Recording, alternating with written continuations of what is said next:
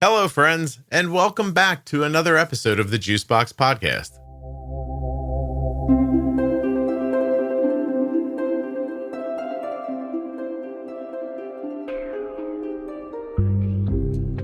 My name is Niekia Franklin. I'm a pediatric dentist. I practice in the Bay Area in California, and I'm excited to talk a little bit about pediatric dental health, general dental health, and how it relates to patients that have diabetes, type 1 or type 2. Nothing you hear on the Juicebox Podcast should be considered advice, medical or otherwise. Always consult a physician before making any changes to your healthcare plan. I know this is going to sound crazy, but Blue Circle Health is a nonprofit that's offering a totally free virtual type 1 diabetes clinical care, education, and support program for adults 18 and up. You heard me right. Free. No strings attached. Just free. Currently, if you live in Florida, Maine, Vermont, New Hampshire, Ohio, Delaware, Missouri, Alabama, or Mississippi, you're eligible for Blue Circle Health right now, but they are adding states quickly in 2025. So make sure to follow them at Blue Circle Health on social media and make yourself familiar with bluecirclehealth.org. Blue Circle Health is free. It is without cost. There are no strings attached. I am not hiding anything from you. bluecirclehealth.org. You know why they had to buy an ad? No one believes it's free.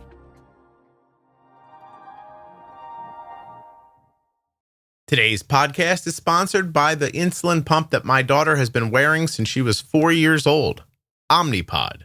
Omnipod.com/juicebox. You too can have the same insulin pump that my daughter has been wearing every day for 16 years. US Med is sponsoring this episode of the Juicebox Podcast, and we've been getting our diabetes supplies from US Med for years. You can as well. usmed.com/juicebox or call 888-721-1514. Use the link or the number, get your free benefits check, and get started today with US Med. Good morning. My name is Niekia Franklin. I'm a pediatric dentist. I practice in the Bay Area in California, and I'm excited to talk a little bit about pediatric dental health, general dental health, and how it relates to patients that have diabetes, type 1 or type 2. Well, it's Niekia. Is that how I say it? Yes, perfect. Okay, perfect. Well, I was listening. Niekia, I appreciate you doing this. I want to get a little bit about your background. So first, do you have a connection to diabetes? I do. I have been a type 1 diabetic since I was in dental school about 15 years ago. So Oh, no kidding. I lived that life. Yeah. How old were you when you were diagnosed? You know, I was 22 when I was diagnosed, but looking back, I probably had it towards the tail end of 21 when I was learning about diabetes and joking about, oh, I might have diabetes because I'm drinking all of this water all the time. And then it turns out that I did. So Joke's on you, as they say. yeah. So any other type 1 in your family, extended or close family relatives, or other autoimmune issues? You know, there really aren't any other type 1 diabetics that I know of. I do think there's a history of hypothyroidism, hyperthyroidism. So I don't really have like the full family tree in my family. Yeah. So sometimes I wonder if there would have been people who had it, you know, if we were talking or if they were still alive. But for the most part, I think it just popped up for me. Again, lucky you. Well, lucky us, because now you're here to talk about it. You know, that people joke all the time, like, oh, if we really want some headway on this, we need somebody famous to get it. You're the Juicebox Podcast version of that. So thank you very much. Maybe for dentistry, at least. That's what I'm saying. 100%. Yeah. What kind of a student are you in high school, and what are your interests that lead you to think I'm going to become a dentist? Because if I'm not mistaken, it's an incredibly difficult thing to accomplish. You know, in high school, I was really into debate, and I also loved healthcare. And I was always wanting to volunteer at the nursing home or hospice. And then I was really interested in all of these medical conditions that people had. And then I was also babysitting and tutoring kids. And so I guess it was like a question of, oh, do I want to go to law school or do I want to go into the healthcare field? And then in college, I got to volunteer at basically a free clinic, and I loved it. And then I was always on the medical side, but then whenever I got called in to volunteer on the dental side, I got to talk a lot with the patient. And I fell in love with talking to the same patients over and over. And they would come in and I would get to know their whole family. And then we would also like take care of that tooth that was hurting them or that infection in their gums. And they would walk out just like amazed and so grateful. And I thought, wow, this is really, really cool to one, get to talk so much and they can't say anything back. No. Really just to, get to build that rapport and have like a full hour with somebody. And then also get to provide immediate relief. And that kind of started me into dentistry, which I love school and I love science and learning. So give me 4 years plus another 2.5 of just straight dentistry and pediatric residency in the trenches. And it was magical. I loved it. Yeah. So anybody that's thinking about it, if your kids are thinking about it, I highly suggest considering a career in dentistry. It's so rewarding and super fun. Do you think there's a mindset, like a type, how people say, oh, I seem like an engineer. I can tell what an engineer is. Like, do you think there's a dentist? That's a great question. So I think there is, but also there are so many different types of dentists that it really varies. Dentistry is like a lot of medicine, but it's a lot of art.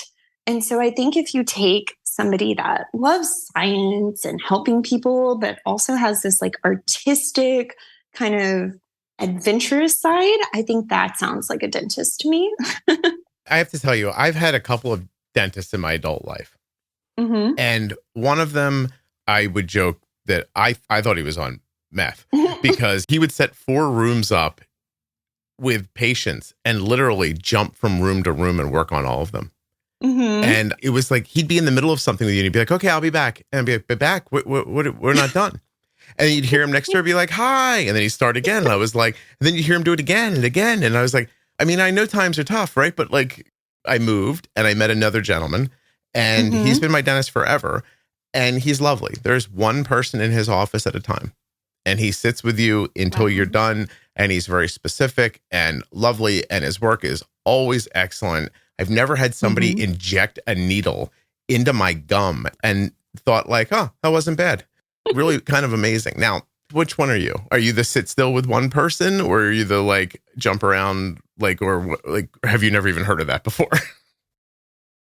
You've probably heard me talk about US Med and how simple it is to reorder with US Med using their email system. But did you know that if you don't see the email and you're set up for this, you have to set it up. They don't just randomly call you, but I'm set up to be called if I don't respond to the email because I don't trust myself 100%. So one time I didn't respond to the email and the phone rings at the house. It's like, ring, you know how it works. And I picked it up. I was like, hello. And it was just a recording. It was like, US Med. Doesn't actually sound like that, but you know what I'm saying. It said, hey, I don't remember exactly what it says, but it's basically like, hey, your order's ready. You want us to send it? Push this button if you want us to send it. Or if you'd like to wait, I think it lets you put it off like a couple of weeks or push this button for that. That's pretty much it. I pushed the button to send it. And a few days later, box right at my door. That's it. usmed.com/juicebox or call 888-721-1514. Get your free benefits check now and get started with US Med. Dexcom, Omnipod, Tandem, Freestyle. They've got all your favorites. Even that new eyelet pump. Check them out now at usmed.com/juicebox or by calling 888-721-1514. There are links in the show notes of your podcast player and links at juiceboxpodcast.com to US Med and to all of the sponsors. My daughter is 20 years old. I can't even believe it. She was diagnosed with type 1 diabetes when she was 2, and she put her first insulin pump on when she was 4.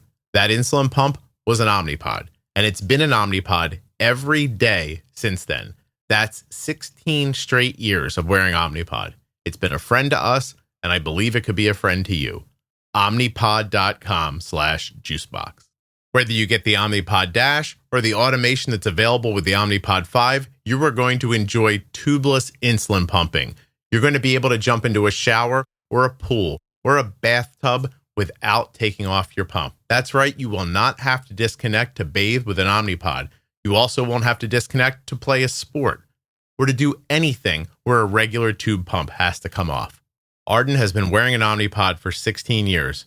She knows other people that wear different pumps, and she has never once asked the question, should I be trying a different pump?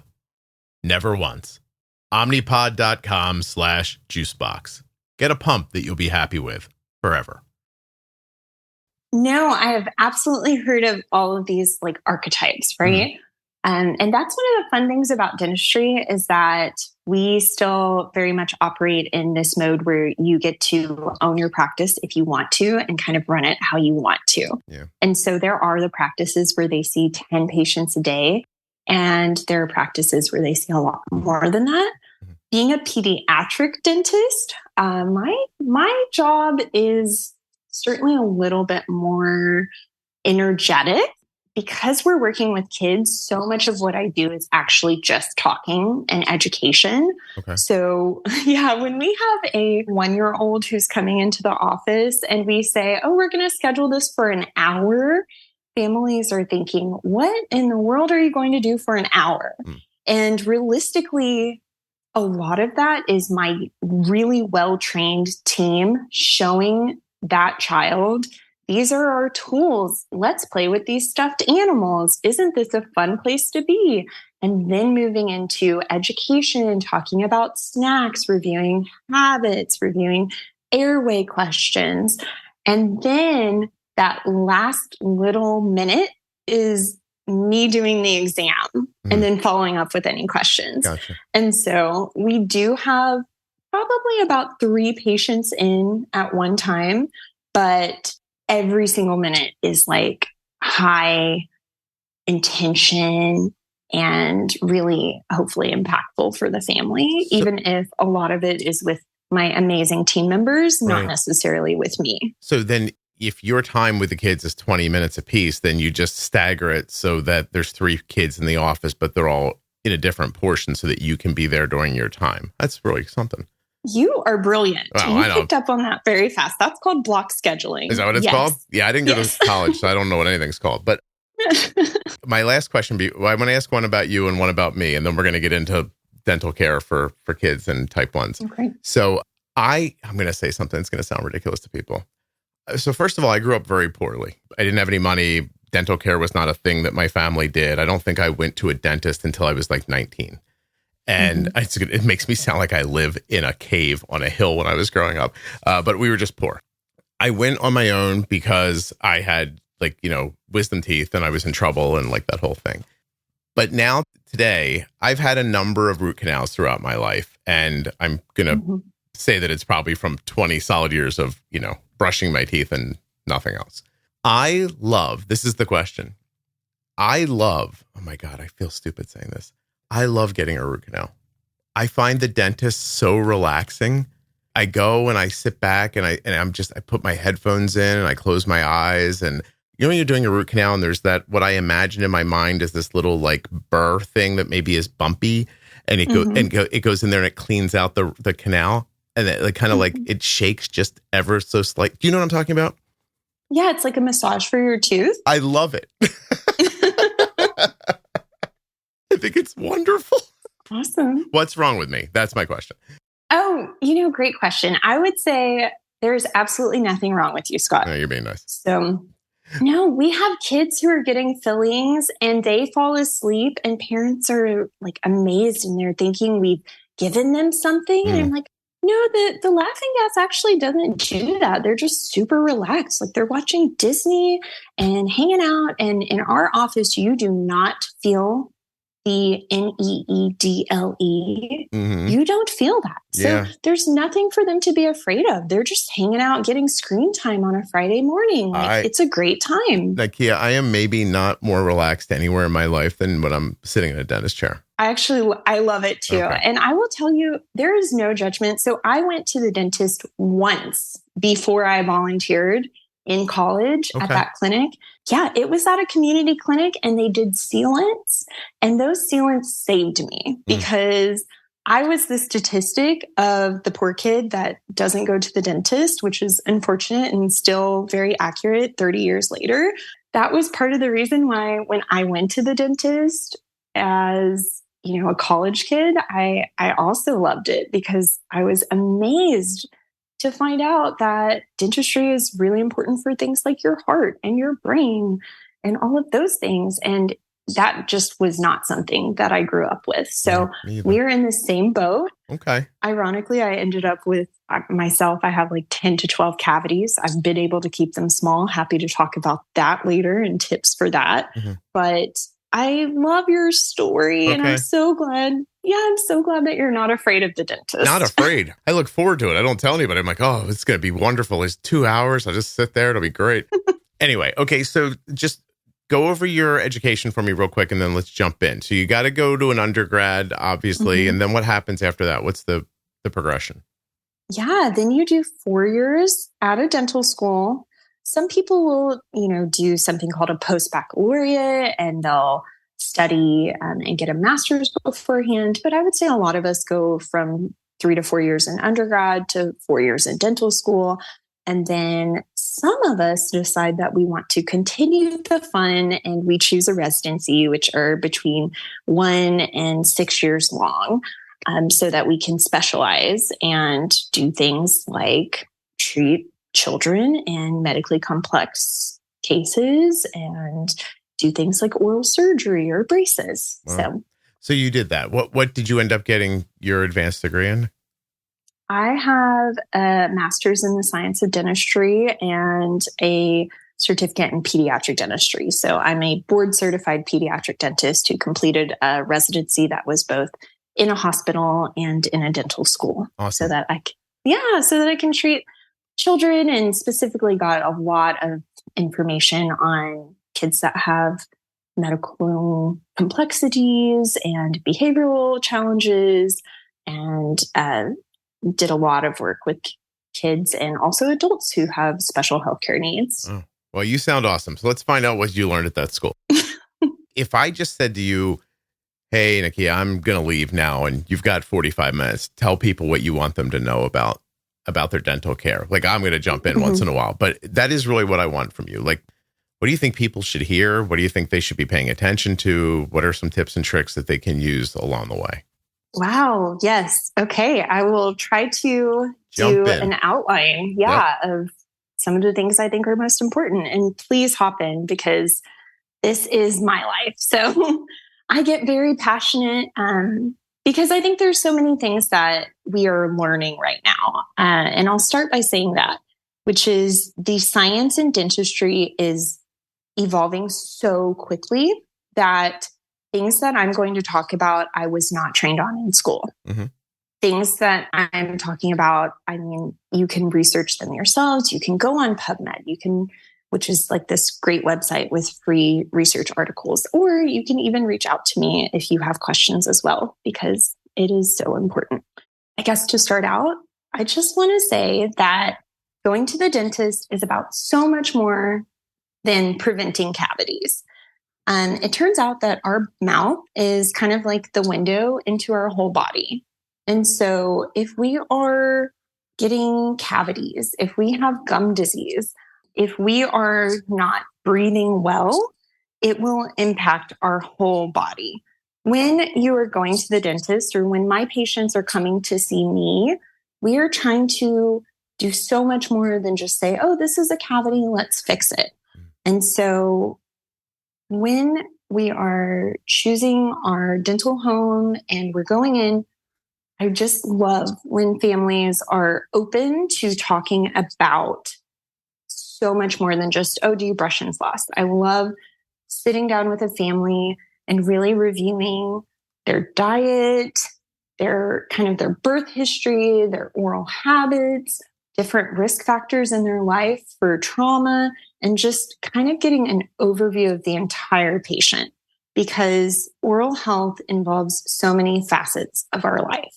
And so that's kind of where I practice from. So what I think most people are accustomed to hearing at this point is like, your dental health could impact your heart health. That's a thing most people have heard by now. There's more to it than that, you think? There is, especially for patients that have diabetes mellitus. Let's start here. Like, how does my dental health impact my heart health, or how can it impact it? So when we're talking about your dental health impacting your heart health, mostly we're talking about the inflammation, which is like kind of a term that a lot of us know. It's like when our tissues are upset and they're irritated. We're talking about the inflammation that happens if you have periodontal disease. And I think it's really important because I know I didn't realize this when I was not in dental school. But when we're talking about losing your teeth, that can happen primarily from two diseases. One is cavity. Like cavities, you have a big cavity and eventually, you've gone through the crown, you've gone through the root canal, you've gotten the implant, and now you've lost your tooth. The other way that a lot of people lose their teeth is actually through something called periodontal disease. And periodontal disease is super relevant because it's actually something that we know patients with diabetes mellitus, type 1 or type 2, are much more prone to. And there's a variety of reasons for that. But if you have this inflammation and this bacterial infection in your gums and the bone that holds your teeth, it causes a lot of inflammation that goes throughout your entire body. Mm-hmm. And there's interesting findings, like they've found plaque in people's hearts that is actually formed with the same bacteria that we find in the mouth of that person. That's only found in the mouth when you have periodontal disease. Okay. And the only other place that they find it in the body is in these plaques in the heart sometimes. And so when we're talking about the inflammation factor from periodontal disease, increasing the risk of heart disease, we're talking about the fact that it is irritating the vessels in your heart and making you more prone to different things like plaque buildup, which is ultimately, what causes different levels of heart disease. Right. And it's going to sound crazy, but just brushing and flossing and what else? Water picking, like, what about those trays? Like, here's one for you. When my dentist says to me, I see where people can be like, I don't know, I think he's trying to make money. But when my dentist says to me like, oh, we see a pocket here, it's a 3, buy this tray and put this stuff in it and put it in your mouth for 10 minutes. It only costs $1,000 to have the tray made. Like, what, you're laughing. But as the end user, when you're hearing that, you're like, what? Like, my dad died when he was 76. He didn't have a dent. Now, of course, it was a heart issue, but he also smoked. But I'm saying people have lived long into their lives without dental trays. Like, why am I standing here now suddenly being told for just $1,000, I too can have less inflammation in my gums? And that's very important. Like, I'm not arguing. I really want an explanation. Right. Yeah. Good question. And I actually think that it is great for any patient of any provider to question what is being recommended. An interesting fact of dentistry and in general healthcare, which I'm sure many of us have experienced if we're listening to this podcast, is that different providers do things so differently. And there's certainly a level of trust there.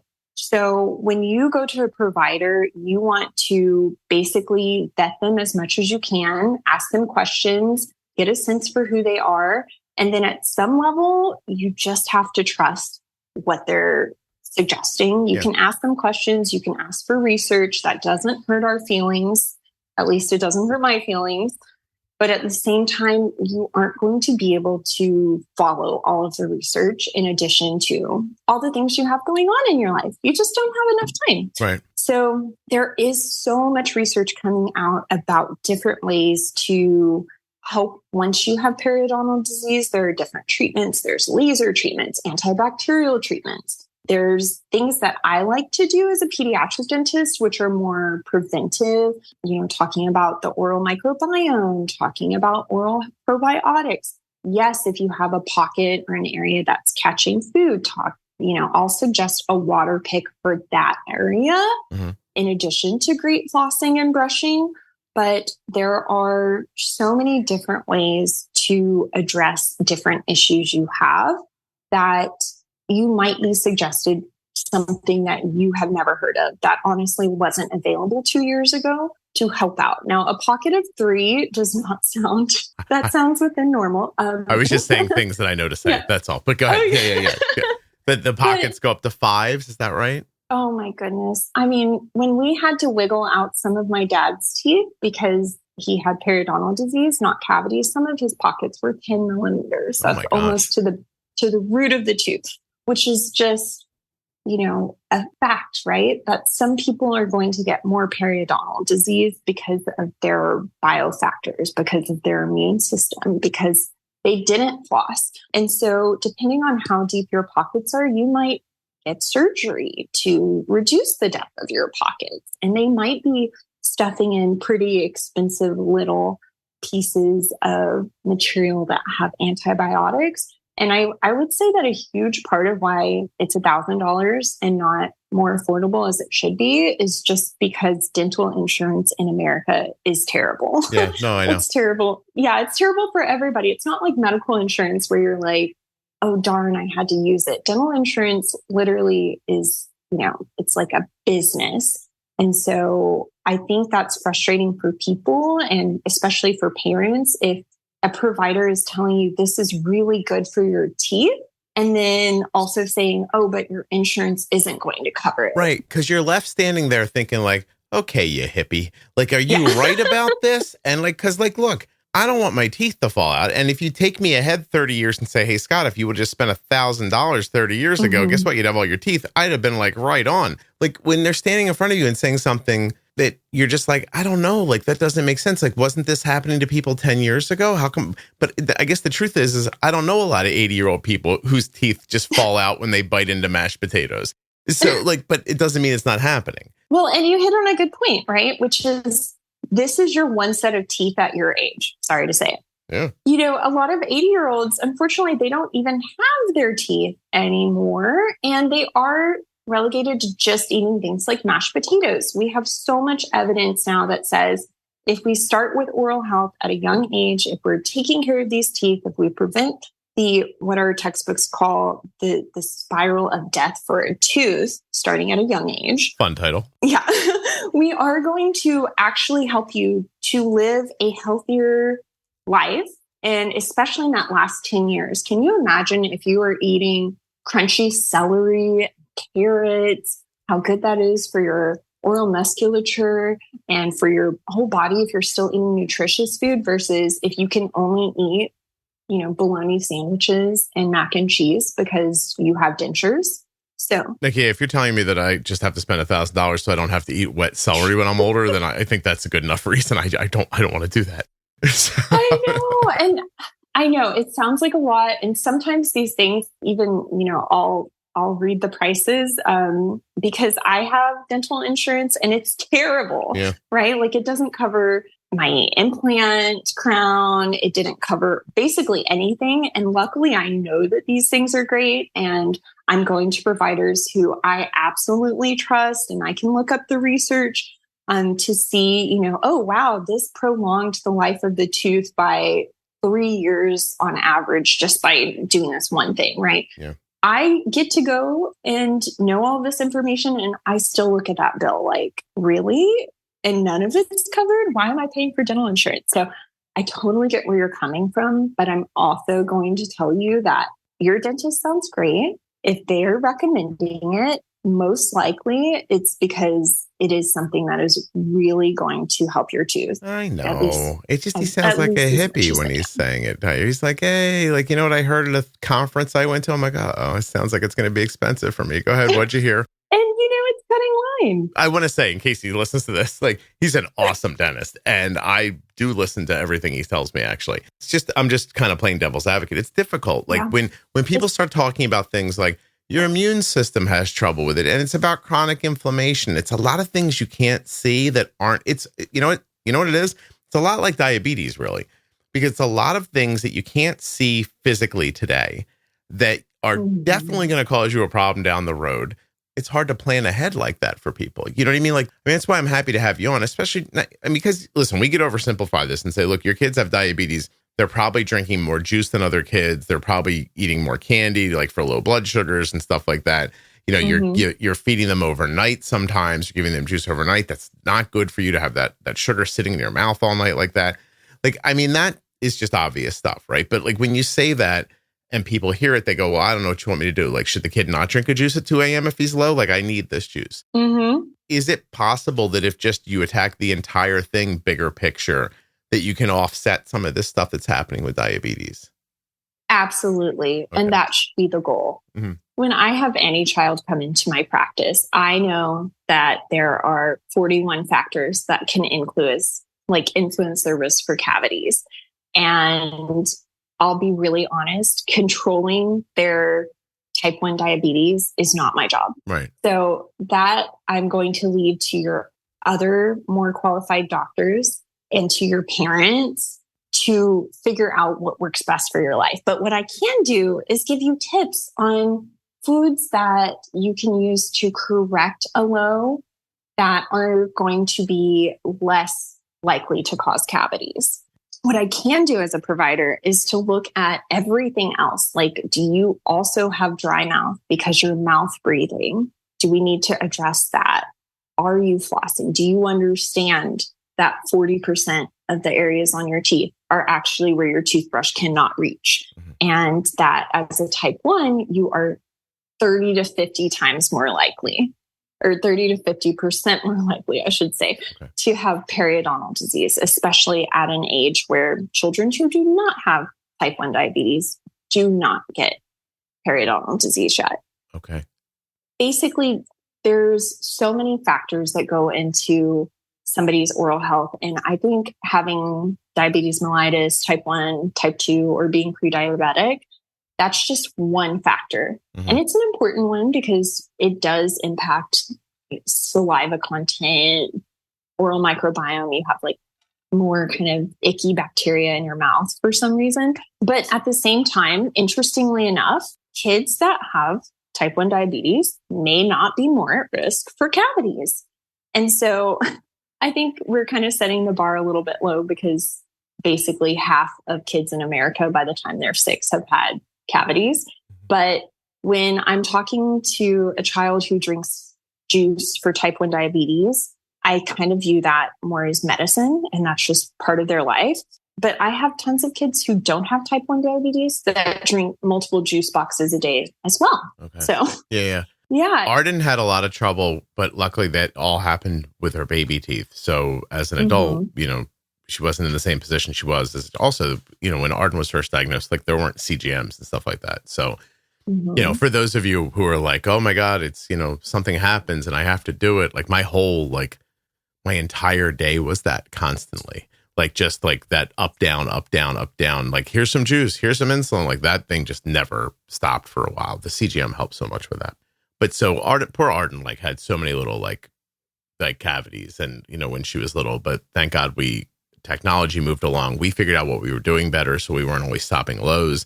And, you know, like she hasn't had that trouble as an adult. But yeah, I mean, juice boxes, I'm talking like they're something magical that only type 1s use. But sadly, I think a lot of people get a lot of sugar through the things they drink, whether they realize it or not. Yeah. I mean, I prefer juice to some of the other things that we can correct. I appreciate the fact that when they're a little bit older, a child can open a juice box by themselves and correct it, you know, correct a low as they need to or as they feel one coming on. And then my suggestion is to rinse with a little bit of water afterwards if they can. We're all a little dehydrated. Being type 1, you know, we're actually more prone to dehydration. Our saliva is maybe a little bit thicker.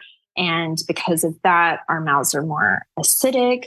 And we're more prone to cavities. So if I can get that child to correct with a juice box and then just out of habit, drink a sip of water, rinse off some of that acidity, some of that sugar, I'm really not that concerned about that juice. Okay. Versus I get a little bit concerned when we are correcting with Skittles and Starburst, things that are very sticky. and fermentable that will stay on the grooves of the teeth literally all night long. Mm-hmm. And when we're talking about cavity formation, so much of that is just based on acid. So basically, we've got different bacteria, especially one called Strep mutans. It eats a carbohydrate, be it crackers, which are a huge cavity causer, or candy, or pasta even. It's eating any sort of carbohydrate. And that bug poops out something that's very acidic. So, oh my God. Niekia, hold on a second. No one's ever put it that way to me before. Hold on a second. Hold on. Yeah. You took me for a surprise there. Let's make sure nobody missed that. So there's it's a bacteria? Yeah. Primarily it's Streptococcus mutans. There are other bacteria that can also contribute, but the big cavity causer is called S. mutans. You can find this on YouTube and show it to kids. And I do love to educate children that it is literally bug poop that is sitting on their teeth.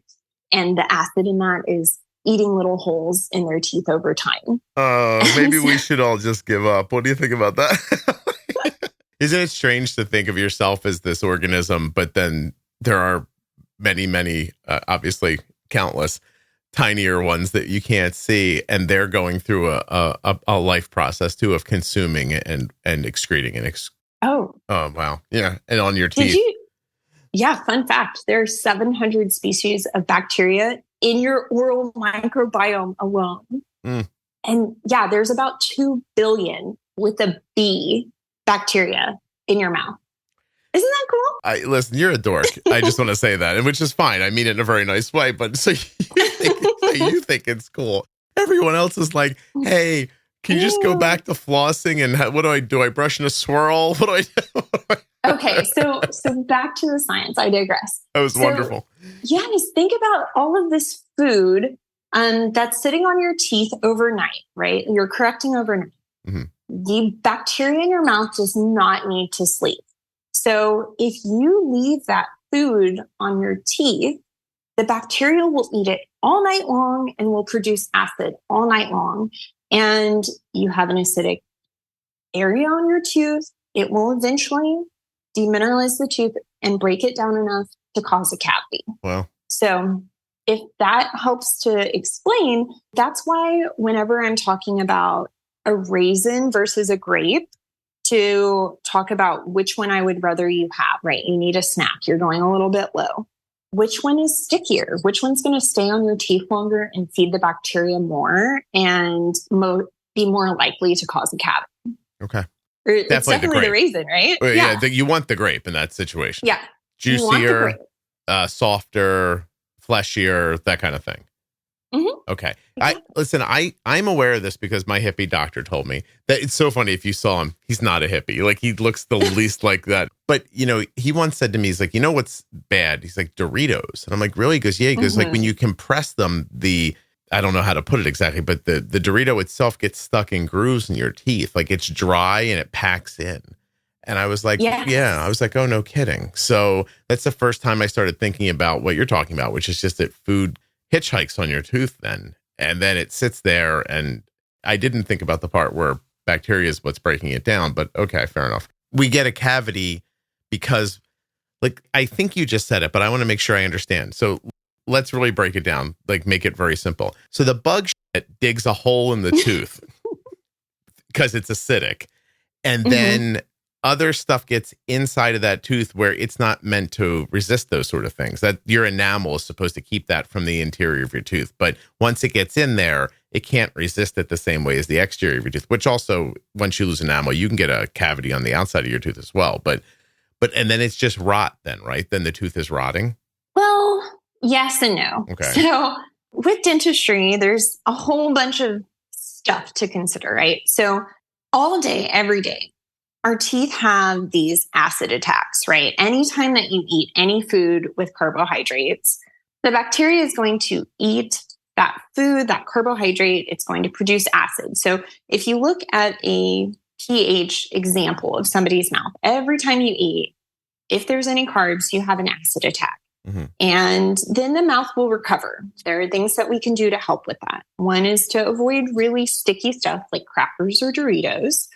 And the other is to maybe rinse with water afterwards, or to chew some nice xylitol gum after we eat to help to get the pH of our mouth back up and get that saliva flowing. Saliva also raises the pH back up. They make gum that helps with this?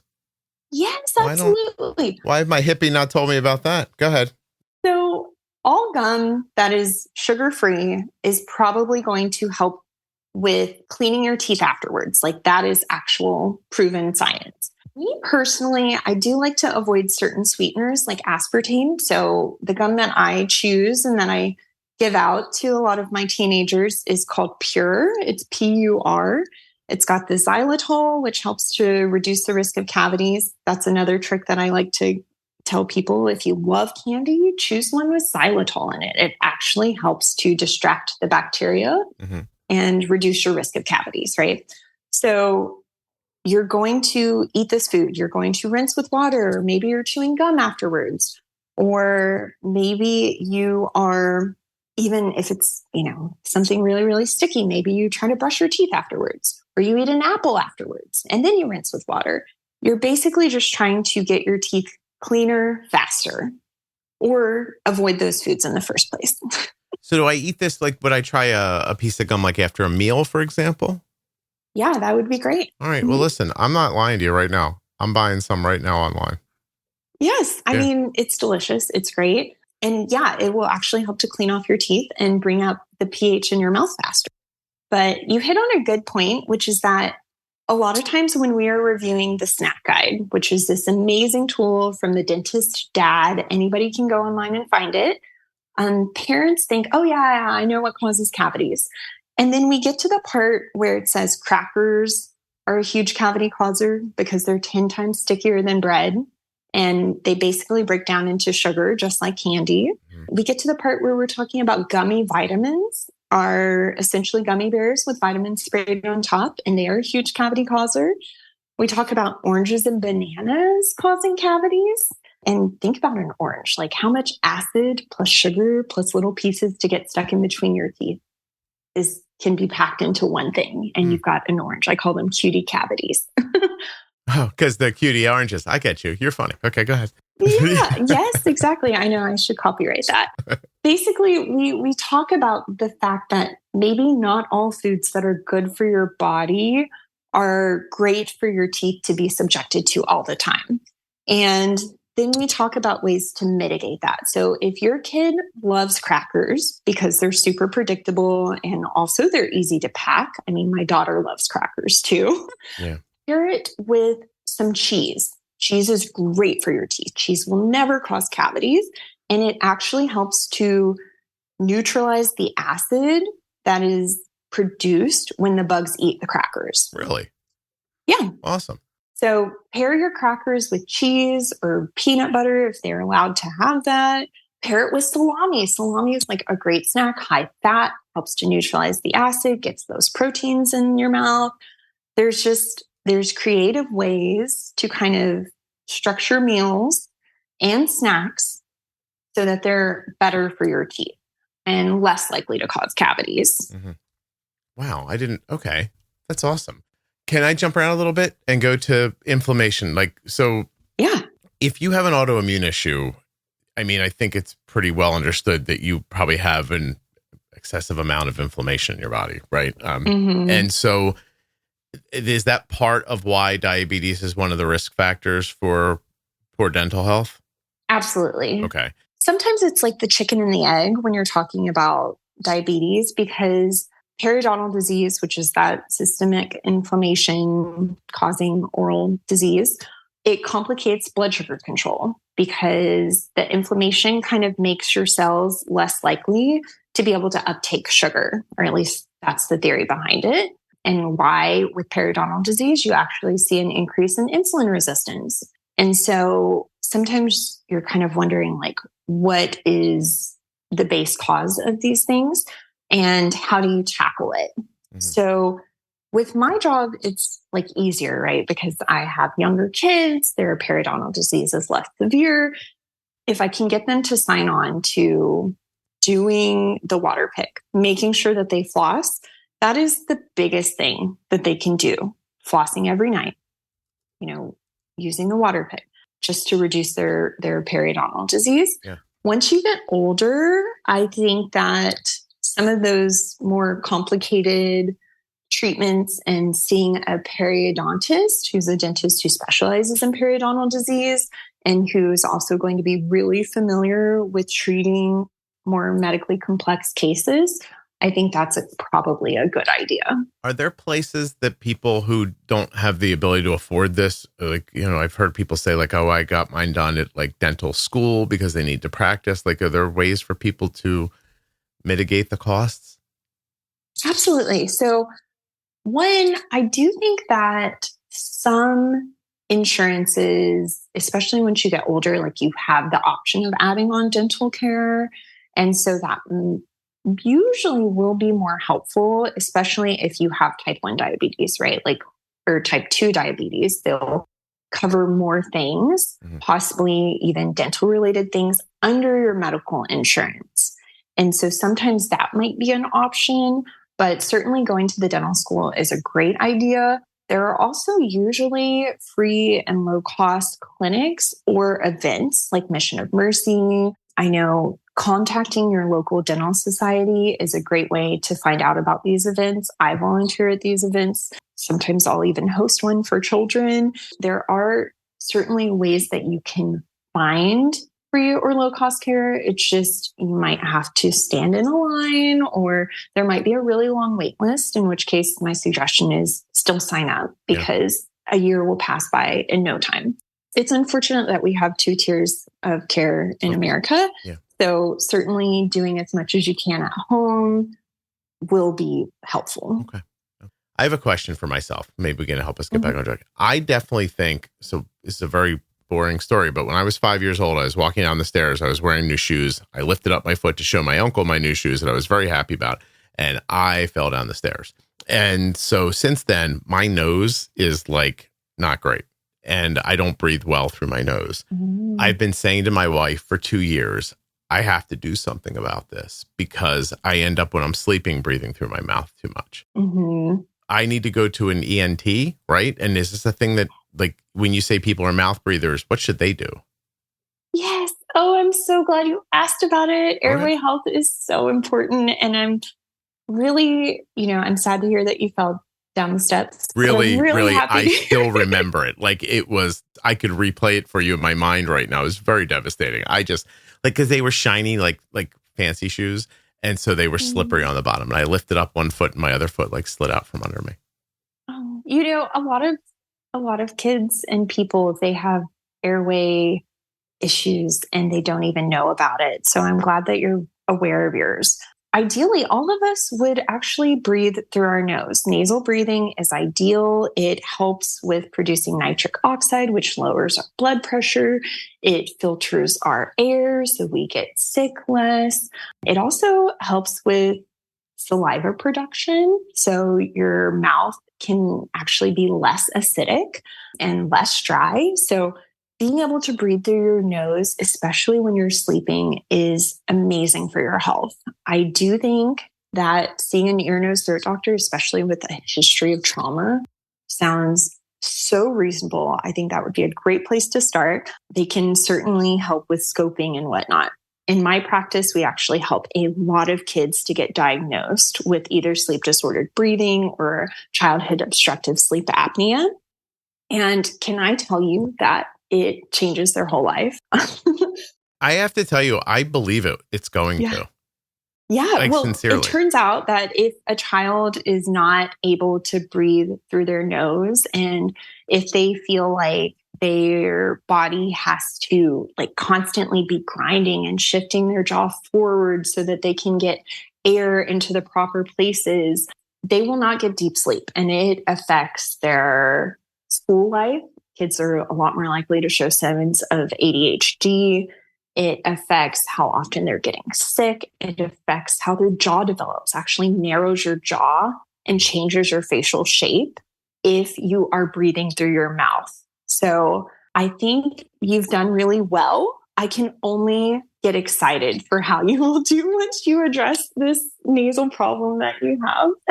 and are able to breathe. Yeah, am I going to get to pick a new nose? Like, what's going to happen exactly? Honestly, I've had some patients that had such deviated septums, they had to get surgery, and they can totally do it in a way where you are not getting a rhinoplasty. Like, your nose is going to stay your gorgeous nose, and nobody's going to judge you or think that you did it to hide a nose job, but you will be able to breathe as you should be able to. I would love that. And I'm not kidding. I'm impacted by it, especially a simple test. Okay, like so. I have a test. All right, you have a test? Yeah. Can you close your lips? Okay. And breathe through your nose for 3 minutes. Oh, you don't have to do it now. No, I'll fucking die if you. No, we should do it now because 3 minutes from now, here's what you would hear. You'd be like, oh, Scott passed out. I mean, for kids, we do this test. We put a little piece of paper in between their mouth, and you would just, like, parents feel so bad because when they're really little, it's super cute, right? Like, they've got this little snore. And I hate to be the one to say it, but like, kids shouldn't be snoring. They should not be breathing through their mouth. And then, I feel like sometimes people are very excited to say like, oh, let's go mouth tape. And I'm like, if they can't breathe through their nose, the mouth tape will never work. Like, we need to find out what's going on in the big picture first. So I can't sing in the car because I'll get short of breath. Oh, no. Because if I'm actually making the podcast is difficult for me because when I go on my little tirades, like I'm not breathing during them. Wow. Yeah. Oh, goodness. Well, I'm really excited for you. Like, feel free, email me afterwards. Okay. If you need some more evidence to convince you that it is worth seeing the ENT, and then I don't even know if they're going to do a sleep study for you. They might just do an x-ray and a scope and like call it a day because I don't need a sleep study. Yeah. Yeah. You just have to look at I'm assuming that a trained professional can just look up there and go, oh, God. Then we'll open that up for you. Oh, great. What are they going to do to open it up? I mean, I don't want to say like, Roto-Rooter, but no. There's going to be structures and they can definitely go in there and reshape those. Some people, they have things that are called turbinates and they're pretty big in their nose and those can cause issues. Anatomy wise, like if you have a very narrow palate, which is the top of your mouth, like your upper jaw, you'll have a narrow base of the nose. There are different ways to address that. Say that they do find that you like broke part of your nose or there's like scar tissue and they clean that out and you're still having issues. That is when maybe a dentist can come into play. There's different things with your soft palate at the back of your throat that can affect your airway. If the base of your nose is like still too narrow or something like that, a dentist can help with that. I think that dentists have a lot of tools to work from inside the mouth. I think ear, nose, throat doctors have a lot of tools to work for basically the rest of the body in that area. How do I find a good one? Oh, isn't that the $1 million question? Yeah. And can I just do that thing where that weird guy on YouTube puts balloons up people's nose and chiropractic their nose? Is that not real? Oh, goodness. Okay. So I have seen some of those videos and there are actually techniques where there's like an inflatable balloon that definitely not a dentist. I mean, I haven't seen a dentist do it, but I've seen other people do it. I think that there are really things that you can do that are non-surgical interventions that I would be down for trying, right? Like if they think that that might be helpful, but when they're sticking those things up there and like cracking bone and I don't know what they're doing. When they do it on YouTube, I just assume they're making noises for the microphone. But so I'm going to tell you, and then we're going to move on from this. I have in front of me that stuff you're not supposed to use. You spray in your nose and it opens up your nose when you're sick, like Mucinex kind of thing. It's not good for you, right? Yeah.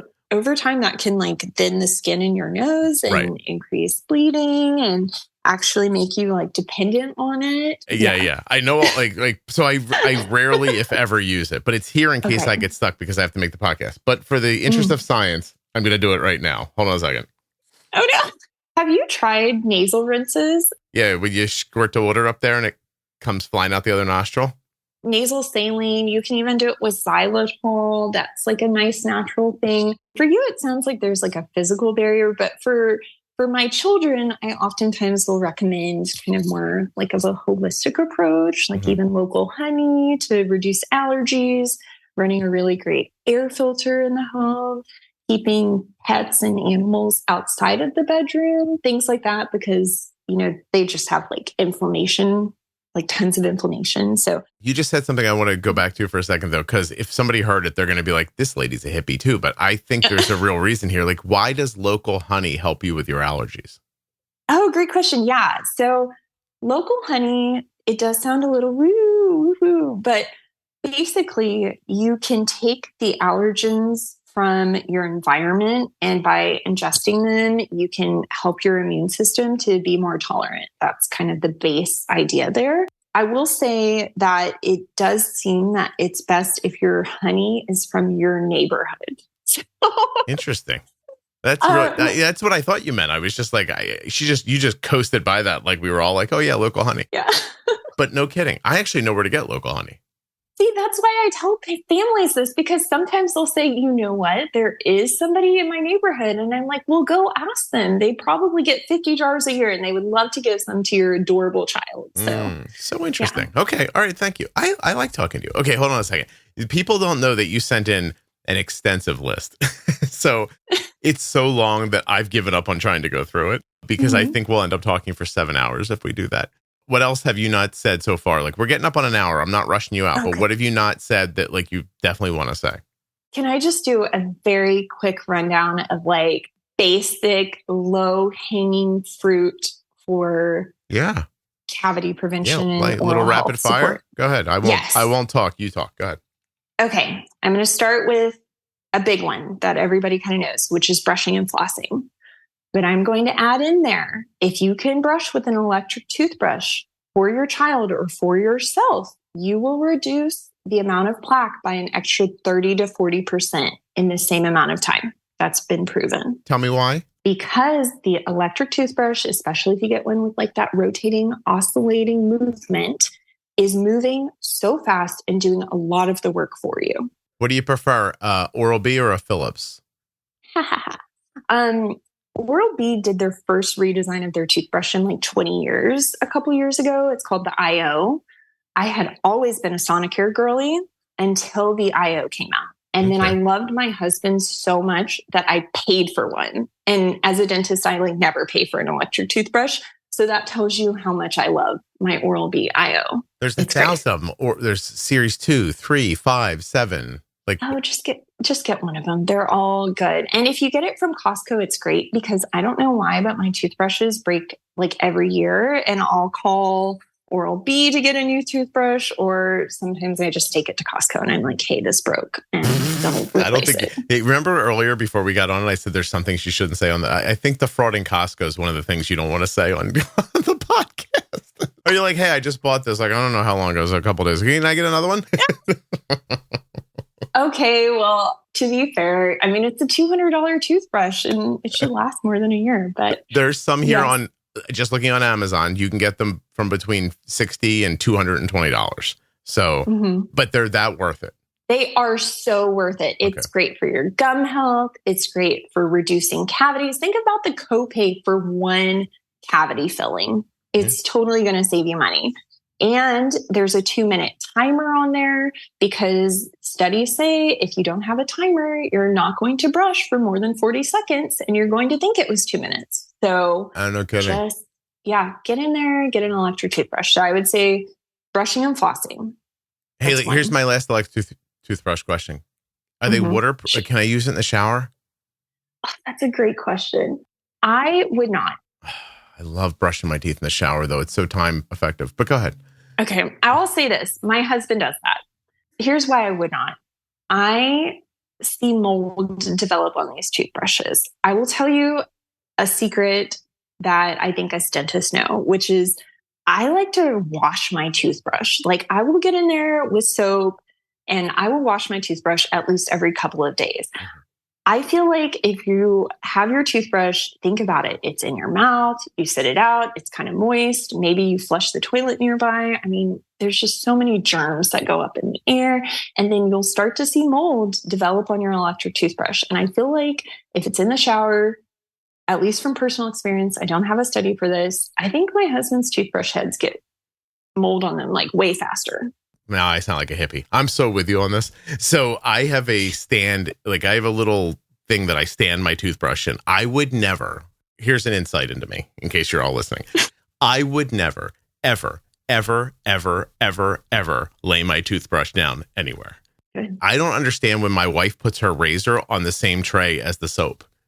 And I'm like, do you not see that the soap thing gets dirty and then you put the razor on it and then whatever's there is getting on the razor, then you're cutting yourself open with little micro abrasions with I'm sorry, that's a look into my I'm totally with you. Okay, good. But I'm a little extra. So that one, I don't pass along to everybody, but you kind of ask for it. So no, I appreciate it. Okay, so all right, listen, I'm with you. So okay. I'm going to get an electric toothbrush. Also, by the way, my nose just opened up from that horrible stuff I just sprayed in it. I think this is telling me that you might also have some inflammation in your nasal passages. Yeah. Yeah, it's not just a physical obstruction if that is working for you. But these are things that your provider is going to spend so much time asking you questions about to really get to some of the potential base causes instead of just like passing you medication. Yeah, I have to tell you that I had such hope when I started the GLP that my nose would open up because I thought if it tamps down my inflammation, maybe that'll help with that. But I haven't seen that there. I'm sorry, but brushing, flossing, electric toothbrush, go your rapid fire list that I talked over. Sorry. Oh, no, anytime. So kids need help brushing. I cannot tell you how many times a parent tells me that a 5-year-old can brush their teeth or that a 7-year-old can floss. And I have them demonstrate in the mirror. And I mean, it's like 1 out of every 200. So 1 out of every 200 teeth they hit? No, 1 out of every 200 kids. No. So children need help brushing until at least like 7 when they are tying their own shoes. And really, it's more ideal until about 10, at least with supervision. And they need help flossing until 10 because they will not get the back teeth. And after 6, the back is so hard. And that's where the grown-up teeth are. Yes, they get permanent teeth at 6 years old and they get cavities often. Please help the kids with their brushing and flossing. Okay. Tongue scraping. And you can do this if you don't have, the money to get a fancy tongue scraper. You can use a spoon. Like scrape your tongue. It will reduce the bacteria. You'll have fresher breath and it supports a great oral microbiome by not having all of that dead skin cell on your tongue, just collecting bacteria. All right, hold on a second. When do I scrape my tongue? Yeah. Oh, I love this question. Okay. Scrape your tongue at night. I would do it in this order. Scrape your tongue, floss. If you're going to water pick as well. Because you want to loosen all of that debris that's in between your teeth. And then you will come in and you will brush and that will sweep away the debris. And also you're going to brush with a great remineralizing agent, not just training toothpaste. You're either going to use a hydroxyapatite, which I personally use, or a fluoride if you so choose to. So do it in that order. You're good. All right. Wait, I'm looking at tongue scrapers. Does it matter which one I get?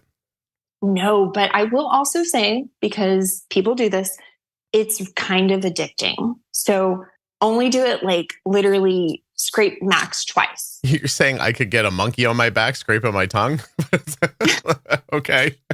So because you'll like say, oh my gosh, look at all this stuff coming off my tongue. If you haven't been tongue scraping, this is going to like revolutionize your thoughts about tongue scraping in your tongue. And it will make your food taste a little bit better too. So added bonus. When you tongue scrape, people are like amazed and then they're grossed out and they will scrape their tongue raw and then they'll be so uncomfortable. And so just do it like twice, Okay. And over a week, you're going to start to see that wonderful pink. Seriously? My tongue's going to change colors? Most likely. What does your tongue look like when you look at it in the mirror? Is it pink? I can't see it right now because yeah. Wait. There should not be a coating on your tongue. Will you hold on a second? I'm trying to see if I can see the tip. Wait. I can see it, but not well enough to tell you what color it is. So you're saying people have like a haze over top of their tongue? A lot of people do. And so also, sorry, I forgot to mention, when you brush your teeth, you should brush your tongue. I'm sorry, I'm looking at my tongue now with my phone. Give me a second. I think it looks pretty good. But I have a huge tongue, by the way. Oh, that makes it harder for you to breathe too. What the hell? Oh gosh, the tongue is like a whole topic that we didn't get into, but tongues are so interesting. I will say, I think make sure that you have a tongue tie before you get a tongue released. I'll just throw that out there for the people who know, you know. Make sure that you need it before you get a surgery, or that your kid needs it before they get a surgery. But I will say the tongue should rest at the top of the mouth, especially if you have a big tongue. Think about where that tongue goes when you lay back. Oh, okay. If it's not resting at the top of your mouth, it's flopping into your airway. And that's just another thing that your amazing provider is going to help to check. And then if you need to, you can do some exercises to really tone up your tongue. And sorry, but when you have a big tongue, like it needs to go somewhere. So you might have more work to do. I seriously think is this why I have a big mouth? Because I have a big tongue. Also, my head is huge. This could be like a structural issue for me. My wife says that my head is very heavy. I mean, my daughter's in the 95th percentile for her head, and she's only in the 50th percentile in general. So I also have a big head, and so does she. It's just a thing. Gotcha. But okay, sorry. Yeah. Scrape my tongue just twice. Don't get addicted to it. In a week, I might see a pinker tongue. Mm-hmm. Are you about to tell me about oral rinses now? Is that the next thing you're going to say? Oh, goodness. Okay. So most mouthwash is not good for you. It's not necessary. Think about it this way. If you look at it and there's antibacterial agents, those agents do not know if it is the good bacteria or the bad bacteria. Remember, there's 700 bacteria in your mouth, in your oral microbiome. Mm-hmm. They're all pooping on my teeth right now. I know. Go ahead. If you take that old school Listerine that has the alcohol, you actually are dehydrating your tissues. You're more likely to have dry mouth. And if you take the new ones that have all of this benzyl chloride sort of activity going on, and it's just indiscriminately killing the bacteria in your mouth, that's not good for your oral microbiome. So you even have to be careful with the ones that have just a bunch of essential oils, because essential oils are actually very strong antibacterial agents sometimes. So I don't like anything with oregano oil, too much cinnamon oil. In general, you just probably don't need a mouthwash. But for people who do like one, there's one from Carry Free, and it's pH balancing, and it has xylitol in it. Okay. And it has a little fluoride. And that one I like because it does more, and it doesn't have anything that's going to kill your microbiome. So, my wife has to avoid some toothpaste. SLS. What do? It's almost like not like a burn, but it peels the skin inside of her mouth. Yeah. Yeah. So avoiding, I don't want to say it because you'd probably have to beep it out, but there is a brand that is notorious for causing sloughing. It's one of the ingredients. Also, stannous fluoride sometimes causes sloughing.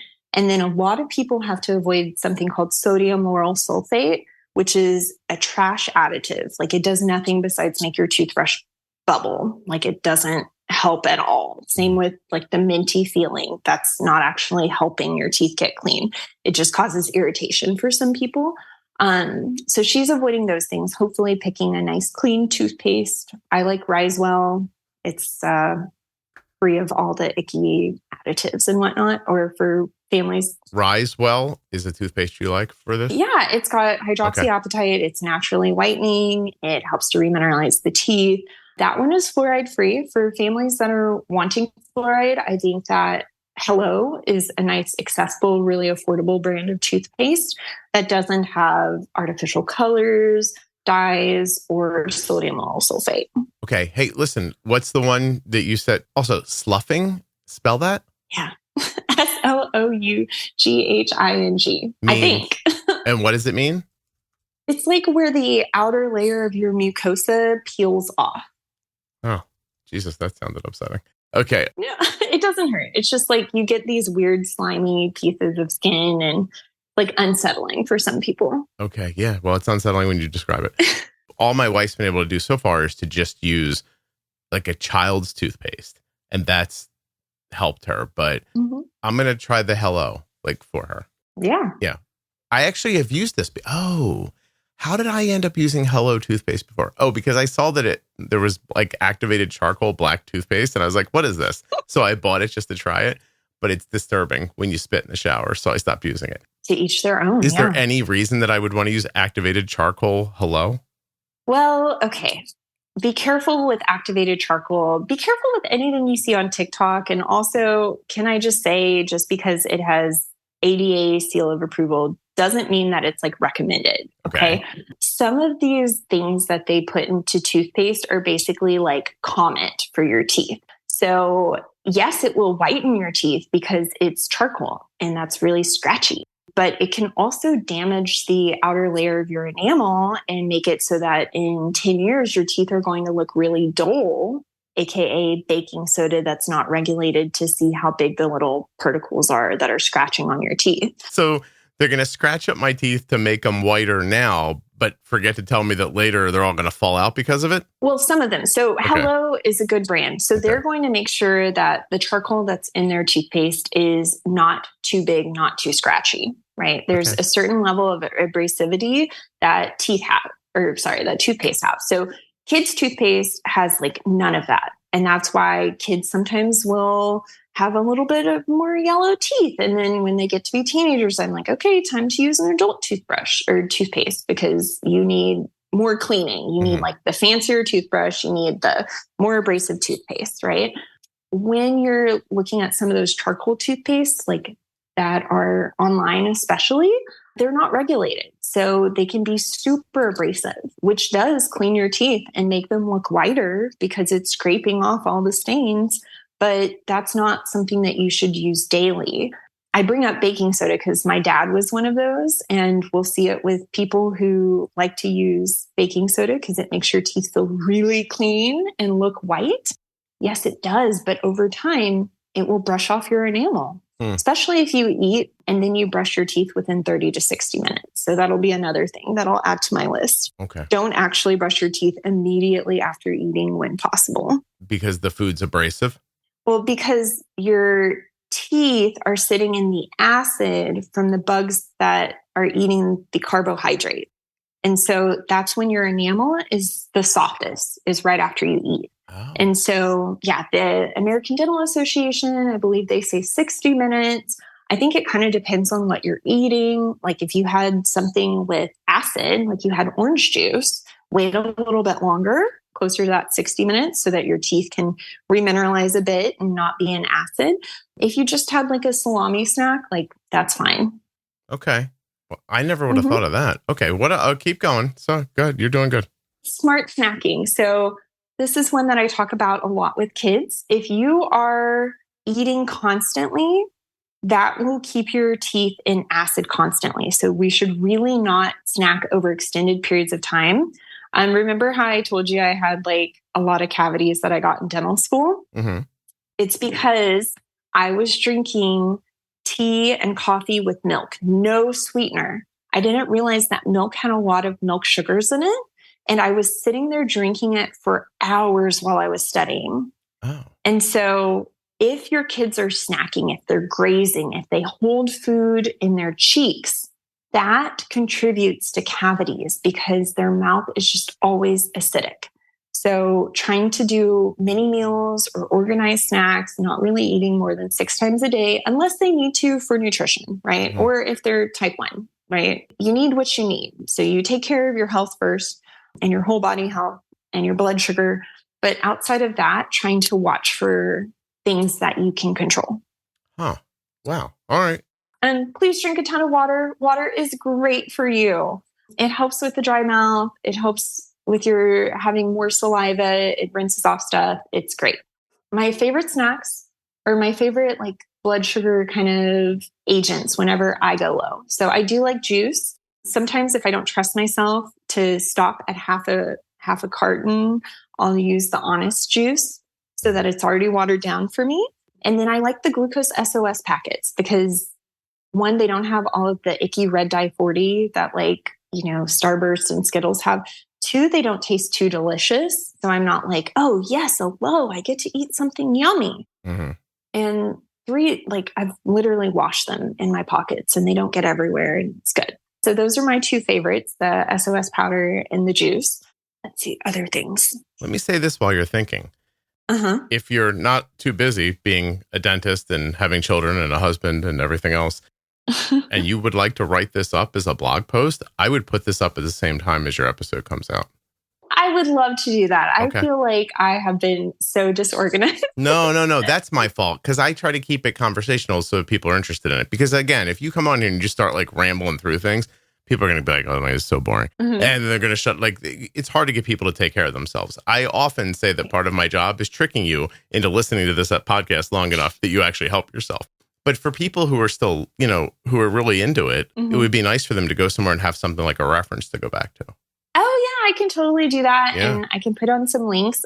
Can you give me a little bit of time? I don't know if I told you. You have as much time as you need, Niekia. Don't worry about that. Oh, good.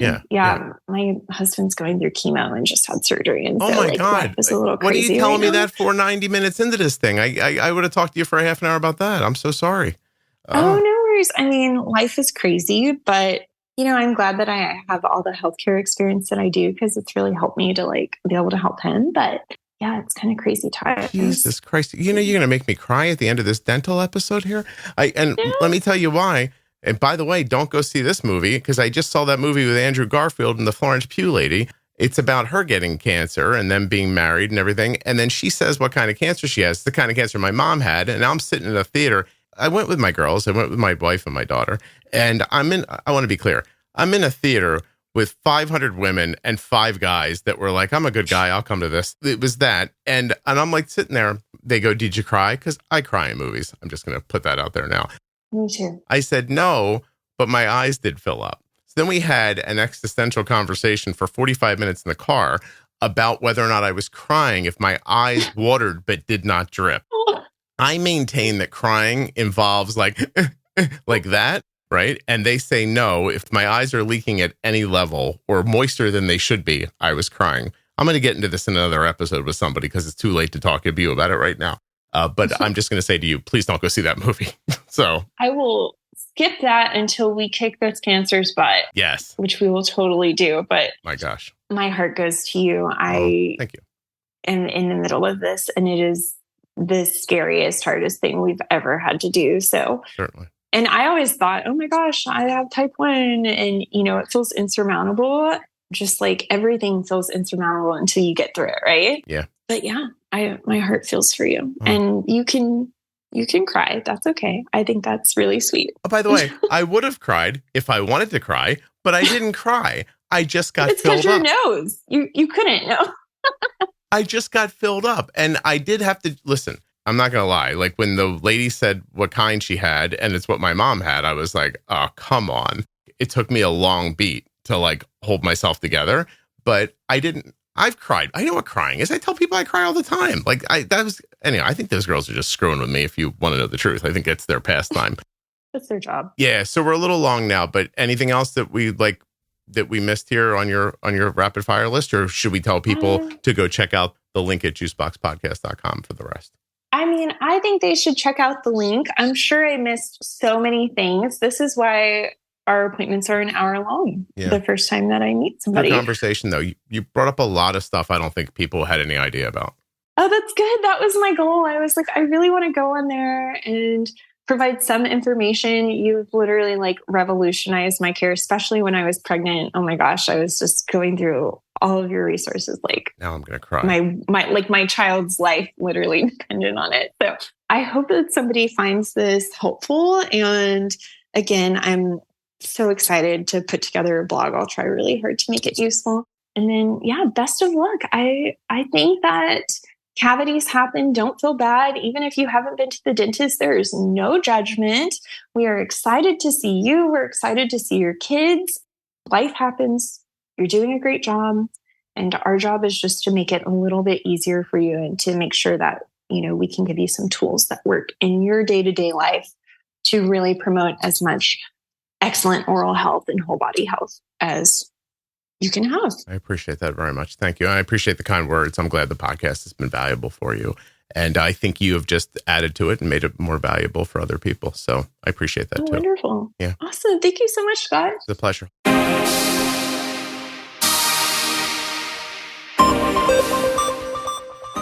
Omnipod 5 sponsored this episode of the Juicebox Podcast. Learn more and get started today at omnipod.com/juicebox. Links in the show notes, links at juiceboxpodcast.com.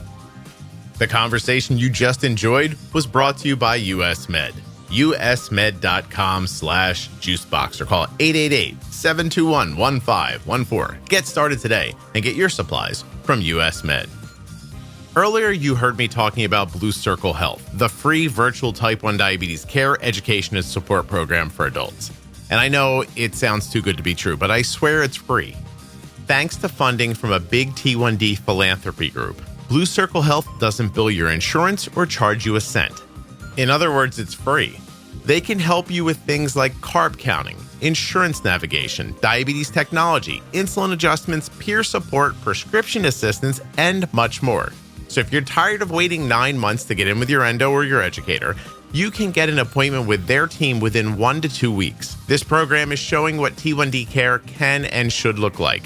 Currently, if you live in Florida, Maine, Vermont, New Hampshire, Ohio, Delaware, Missouri, Alabama, or Mississippi, if you live in one of those states, go to bluecirclehealth.org to sign up today. The link is in the show notes. And please help me to spread the word. Blue Circle Health had to buy an ad because people don't believe that it's free. But it is. They're trying to give you free care. If you live in Florida, Maine, Vermont, Ohio, Delaware, Alabama, and Missouri, it's ready to go right now. And like I said, they're adding states so quickly in 2025 that you want to follow them on social media at Blue Circle Health. And you can also keep checking bluecirclehealth.org to see when your free care is available to you. I can't thank you enough for listening. Please make sure you're subscribed or following in your audio app. I'll be back tomorrow with another episode of the Juicebox Podcast. If you're looking for community around type 1 diabetes, check out the Juicebox Podcast private Facebook group, Juicebox Podcast, Type 1 Diabetes. But everybody is welcome. Type 1, Type 2, gestational, loved ones, it doesn't matter to me. If you're impacted by diabetes and you're looking for support, comfort, or community, check out Juicebox Podcast, Type 1 Diabetes on Facebook. The episode you just heard was professionally edited by Wrong Way Recording. WrongWayRecording.com.